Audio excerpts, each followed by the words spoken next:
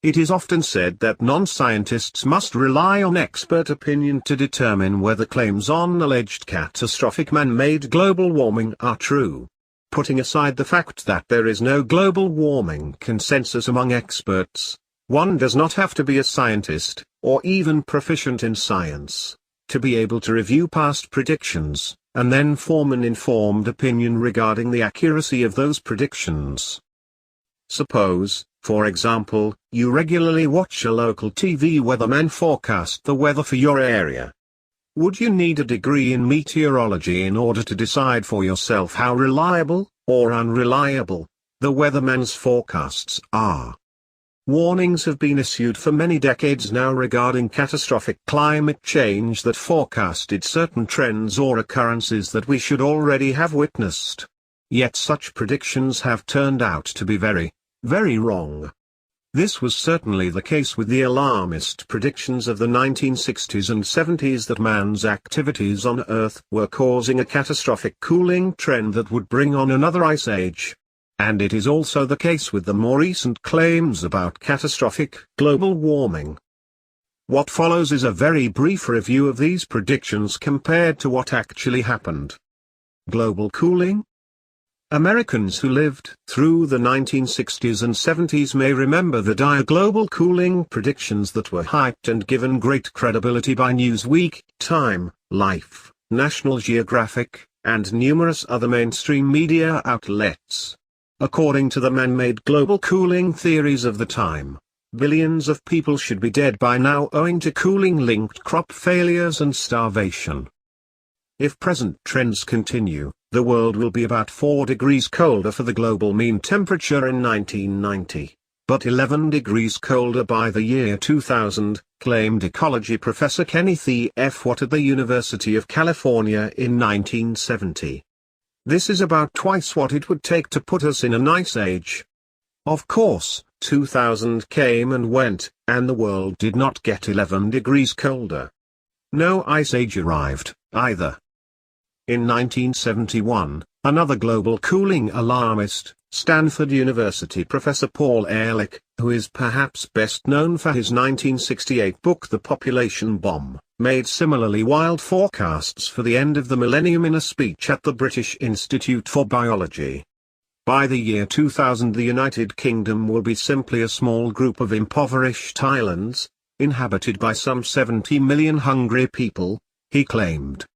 If I were a gambler, I would take even money that England will not exist in the year 2000 and give 10 to 1 that the life of the average Briton would be of distinctly lower quality than it is today. Of course, England still exists, and its population was doing much better in 2000 than when Ehrlich made his cookie claims. But long before 2000, Ehrlich had abandoned global cooling alarmism in favor of warning that the Earth faced catastrophic global warming. Now he is warning that humans may soon be forced to resort to cannibalism. To combat the alleged man-made cooling, experts suggested all sorts of grandiose schemes, including some that in retrospect appear almost too comical to be real.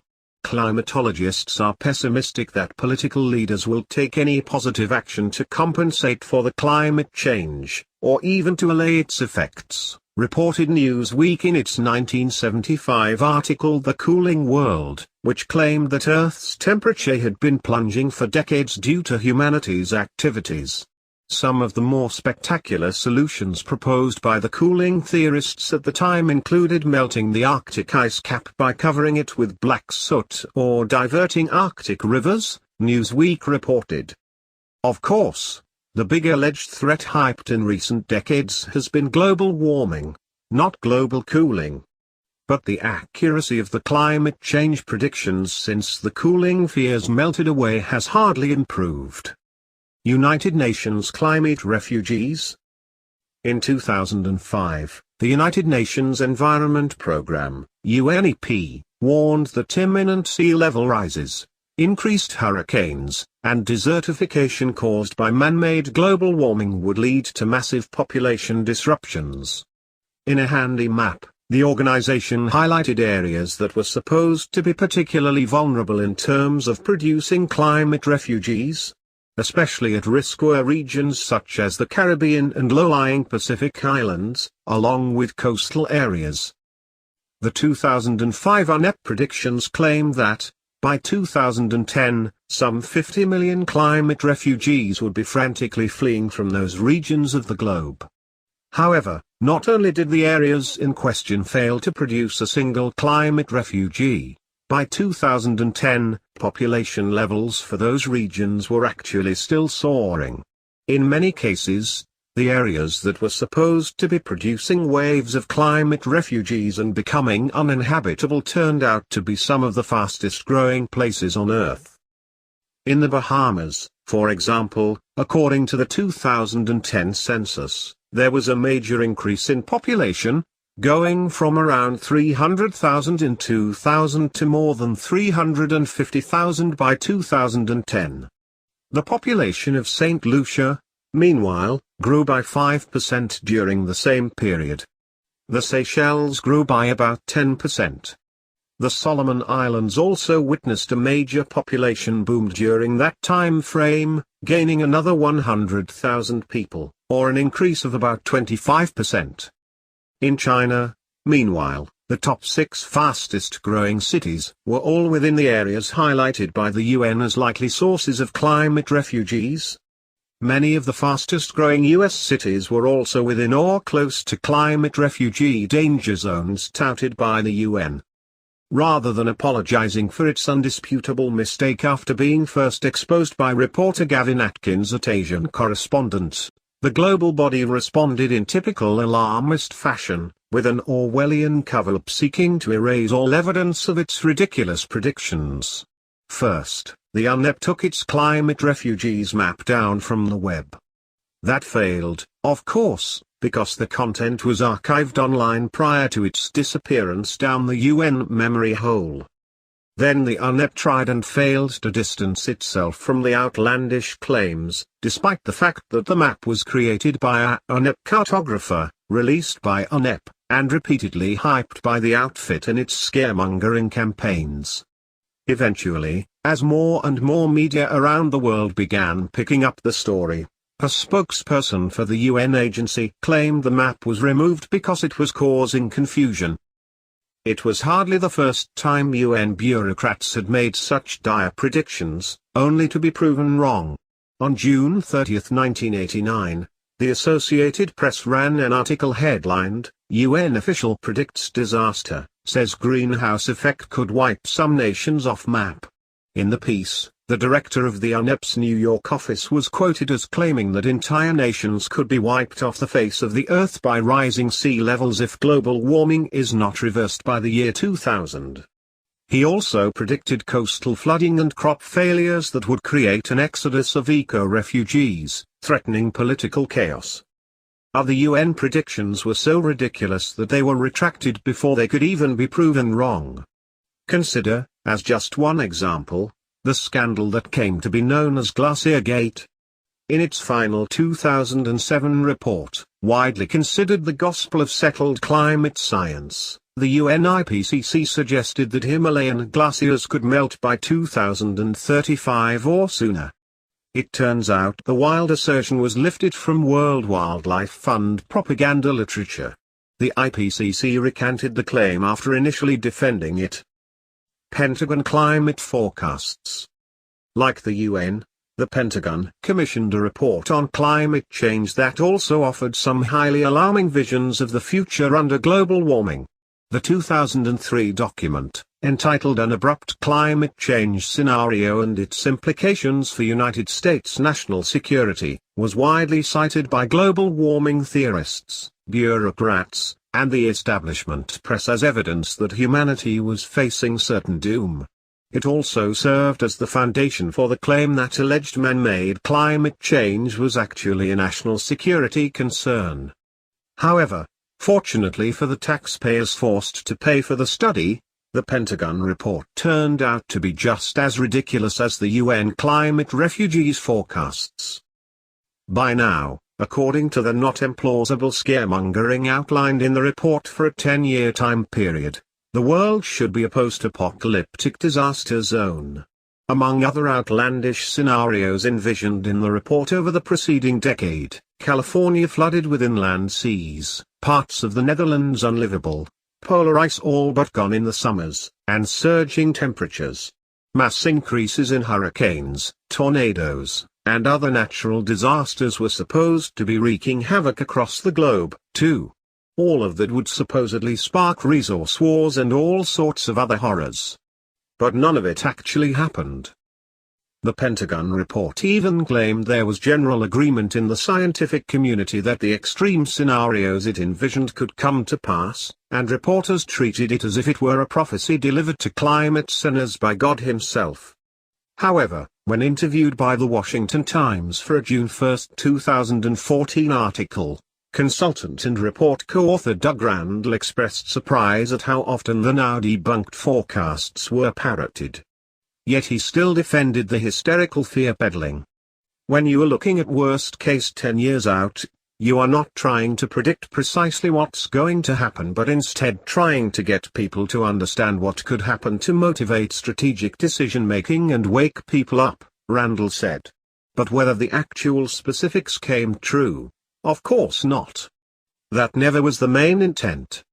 The first article about the climate report appeared in early 2004, when the report was leaked to the UK Observer, under the sensationalistic title, "Pentagon tells Bush, climate change will destroy us."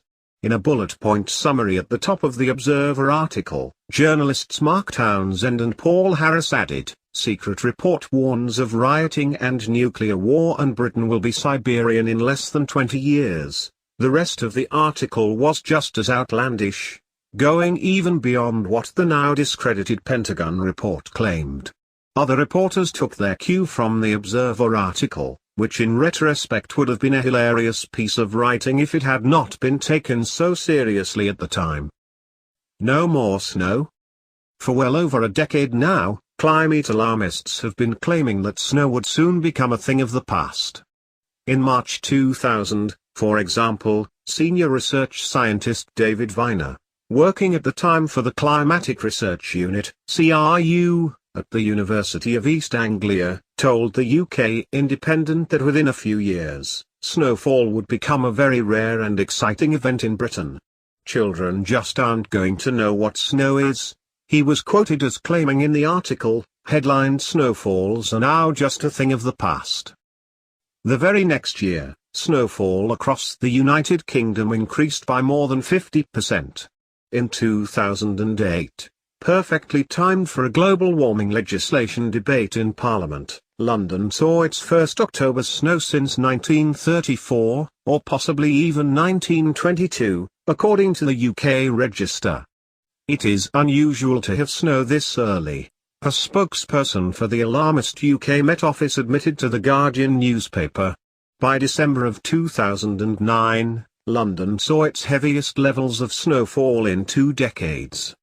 In 2010, the coldest UK winter since records began a century ago blanketed the islands with snow.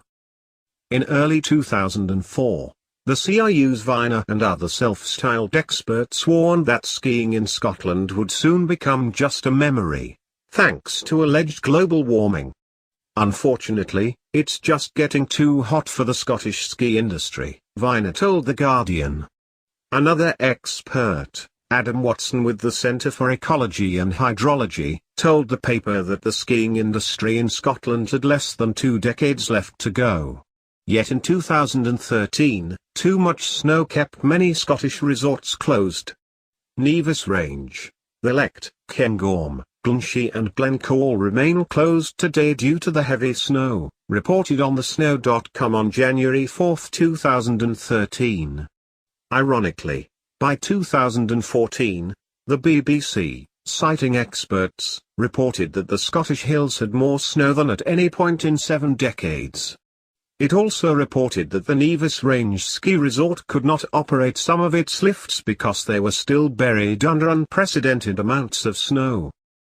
The IPCC has also been relentlessly hyping the snow loss winter scare, along with gullible or agenda-driven politicians. In its 2001 third assessment report, for example, The IPCC claimed milder winter temperatures will decrease heavy snowstorms. Again, though, the climate refused to cooperate. The year 2013, the last year for which complete data is available, featured the fourth highest levels on record, according to data from Rutgers University's Global Snow Lab. Spring snow cover was the highest in a decade, while data for the fall indicates that it was the fifth highest ever recorded. Last December, meanwhile, brought with it a new high record in Northern Hemisphere snow cover, Global Snow Lab data show. Blame global warming? After the outlandish predictions of snowless winters failed to materialize, the CIU dramatically changed its tune on snowfall.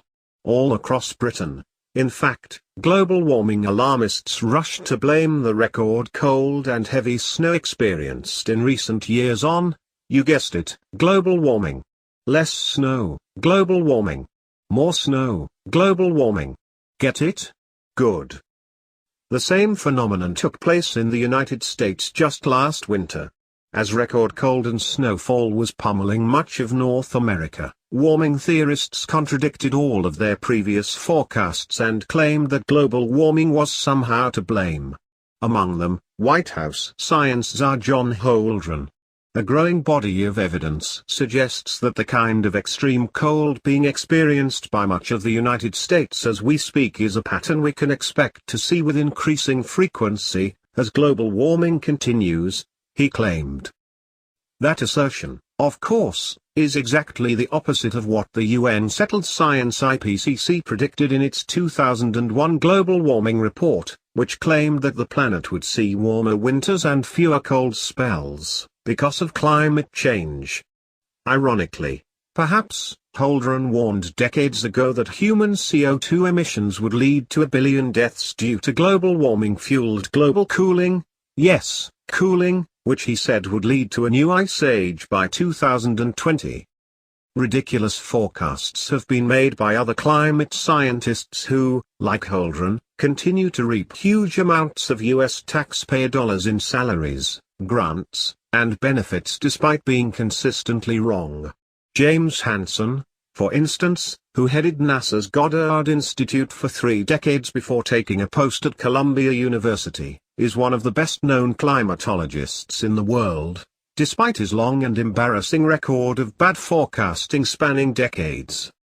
In 1988, Hansen was asked by journalist and author Rob Rice how the greenhouse effect would affect the neighborhood outside his window within 20 years, by 2008. The West Side Highway, which runs along the Hudson River, will be underwater, Hansen claimed. And there will be tape across the windows across the street because of high winds. And the same birds won't be there. The trees in the median strip will change. There will be more police cars, since, you know what happens to crime when the heat goes up. In 1986, Hansen also predicted in congressional testimony that the Earth would be some 2 degrees warmer within 20 years. In recent years, after the anticipated warming failed to materialize, alarmists have cooled on predicting such a dramatic jump in temperature over such a short period of time. Separately, another prominent alarmist, Princeton professor and lead UN IPCC author Michael Oppenheimer, made some dramatic predictions in 1990 while working as chief scientist for the Environmental Defense Fund.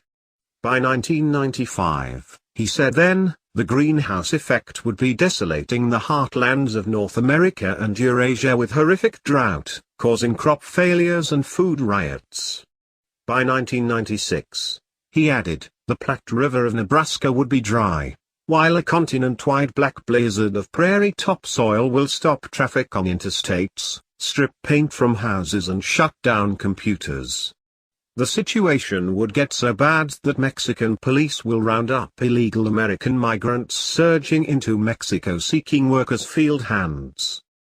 When confronted on his failed predictions, Oppenheimer, who also served as former Vice President Al Gore's advisor, refused to apologize. On the whole, I would stand by these predictions, not predictions, scenarios, as having at least in a general way actually come true. he claimed. There's been extensive drought, devastating drought, in significant parts of the world. The fraction of the world that's in drought has increased over that period. Unfortunately for Oppenheimer, even his fellow alarmists debunked that claim in a 2012 study for Nature, pointing out that there has been little change in global drought over the past 60 years. Arctic ice. Perhaps nowhere have the alarmists' predictions been proven as wrong as at the Earth's poles. In 2007, 2008, and 2009, Al Gore, the high priest for a movement described by critics as the climate cult, publicly warned that the North Pole would be ice-free in the summer by around 2013 because of alleged man-made global warming. Speaking to an audience in Germany 5 years ago, Gore, sometimes ridiculed as the Goracle, alleged that the entire North Polarized cap will disappear in 5 years. 5 years, Gore said again, in case anybody missed it the first time, is the period of time during which it is now expected to disappear. The following year, Gore made similar claims at a UN climate summit in Copenhagen. Some of the models suggest that there is a 75% chance that the entire North Polar ice cap, during some of the summer months, could be completely ice-free within the next 5 to 7 years, Gore claimed in 2009. We will find out. Yes, we have found out. Contrary to the predictions by Gore and fellow alarmists, satellite data showed that Arctic ice volume as of summer of 2013 had actually expanded more than 50% over 2012 levels. In fact, during October 2013, sea ice levels grew at the fastest pace since records began in 1979. Many experts now predict the ongoing expansion of Arctic ice to continue in the years to come, leaving global warming alarmists scrambling for explanations to save face, and to revive the rapidly melting climate hysteria. Gore, though, was hardly alone in making the ridiculous and now thoroughly discredited predictions about Arctic ice. Citing climate experts, the British government-funded BBC, for example, also hyped the mass hysteria, running a now embarrassing article on December 12, 2007, under the headline, Arctic Summers Ice-Free by 2013. In that piece, which was still online as of July 2014, the BBC highlighted alleged modelling studies that supposedly indicate northern polar waters could be ice-free in summers within just 5-6 years. Incredibly, some of the supposed experts even claimed it could happen before then, citing calculations performed by supercomputers that the BBC noted have become a standard part of climate science in recent years. Our projection of 2013 for the removal of ice in summer is not accounting for the last two minima, in 2005 and 2007, claimed Professor Wisław Masłowski, described as a researcher from the Naval Postgraduate School who was working with co-workers at NASA to come up with the now thoroughly discredited forecasts about polar ice. So given that fact, you can argue that maybe, our projection of 2013 is already too conservative. Emphasis added. Other experts quoted in the BBC article agreed with the hysteria. In the real world, however, the scientific evidence demolishing the global warming theories advanced by Gore, the UN, and government-funded climate scientists continues to grow, along with the ice cover in both hemispheres. In the Arctic, for example, data collected by Europe's Cryosat spacecraft pointed to about 9,000 cubic kilometers of ice volume at the end of the 2013 melt season. In 2012, which was admittedly a low year, the total volume was about 6,000 cubic kilometers. Indeed, in 2007, when Gore and others started making their predictions about imminent ice-free Arctic summers, the average sea ice area extent after the summer melt for the month of September was 4.28 million square kilometers. By 2013, even on September 13, the minimum ice cover day for the whole year, ice levels were way above the 2007 average for the month, by an area almost the size of California. The lowest level recorded on a single day during 2013 was 5.1 million square kilometers. By late July 2014, Arctic sea ice extent was almost at its highest level in a decade, and scientists expect even less melting this summer than last year. Despite parroting the wild claims 5 years ago, the establishment press has, unsurprisingly, refused to report that Gore and his fellow alarmists were proven embarrassingly wrong. No apologies from Gore have been forthcoming, either, and none of the scientists who made the ridiculous predictions quoted by the BBC has apologized or lost his taxpayer-funded job. In fact, almost unbelievably, the establishment press is now parroting new claims from the same discredited experts suggesting that the Arctic will be ice-free by 2016. Antarctic ice. Even more embarrassing for the warmists have been trends in the southern hemisphere. Of course, all of the climate models and climate experts and scientists predicted that rising CO2 emissions would increase global temperatures, which would melt the ice in Antarctica, by far the largest mass of frozen H2O on the planet. Indeed, the forecasts were crucial to many of the other predictions about surging sea levels and related gloom and doom. The problem for global warming theorists is that the opposite happened. Indeed, sea ice in Antarctica is off the charts, consistently smashing previous record highs on a near-daily basis. Sea ice area in the south is now at the highest point since records began, by a lot, and the warmists are searching frantically for an explanation. Some are, incredibly, considering their past forecasts, trying to blame global warming. But the fact remains, their predictions for Antarctica were as wrong as they possibly could be. Instead of melting as forecasted, ice levels are surging to new and unprecedented heights. As of early July, an area of the southern oceans the size of Greenland is frozen that, based on the average, should currently be open waters. If both poles are considered together, there is about 1 million square kilometers of frozen area above and beyond the long-term average. Even UN warmists have been forced to concede that they do not know what is going on or why their climate models that predicted melting have been proven so wildly off the mark. There is low confidence in the scientific understanding of the observed increase in Antarctic sea ice extent since 1979, due to incomplete and competing scientific explanations for the causes of change, the IPCC admitted in its latest report. For now, the warmists have simply been trying their best to keep the public from noticing or examining the phenomenal growth in Antarctic ice.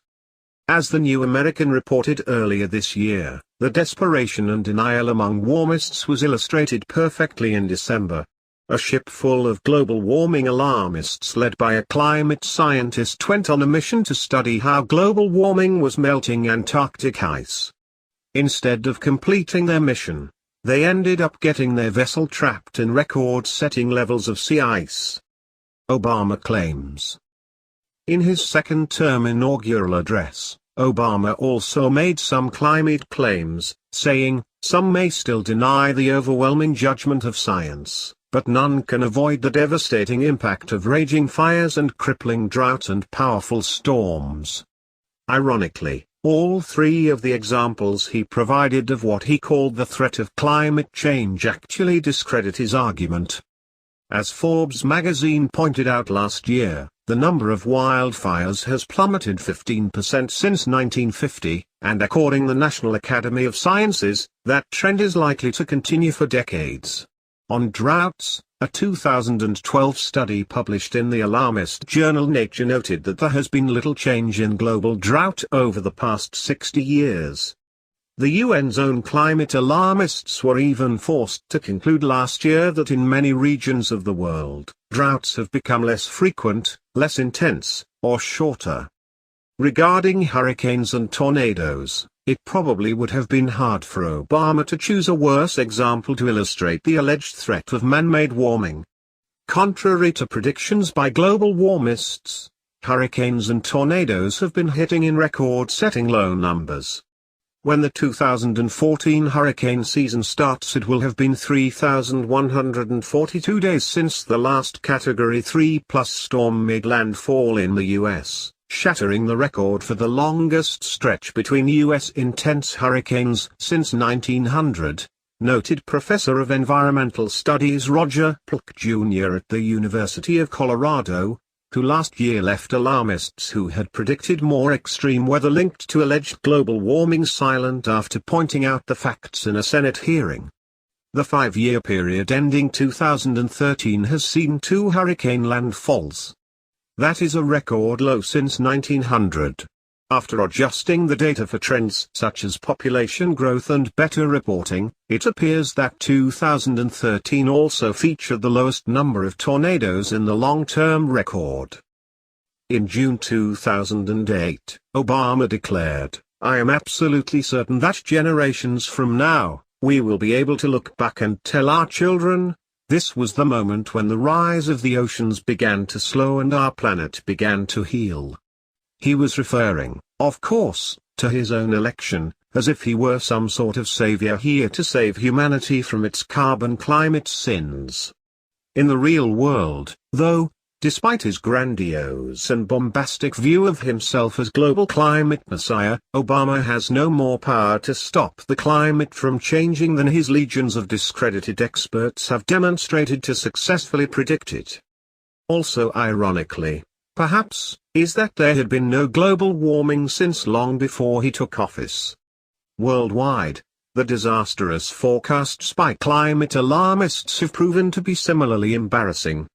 By now, anybody who follows climate news knows that global warming has been on what alarmists call pause for 18 years and counting, despite ongoing increases in CO2 concentrations in the atmosphere. The stubborn refusal of temperatures to rise and accelerate, as forecasted by all of the UN's 73 climate models, has discredited the models, the UN, and the alleged science behind the computer forecasts. Every single model predicted more warming than has occurred, an atrocious record that defies explanation.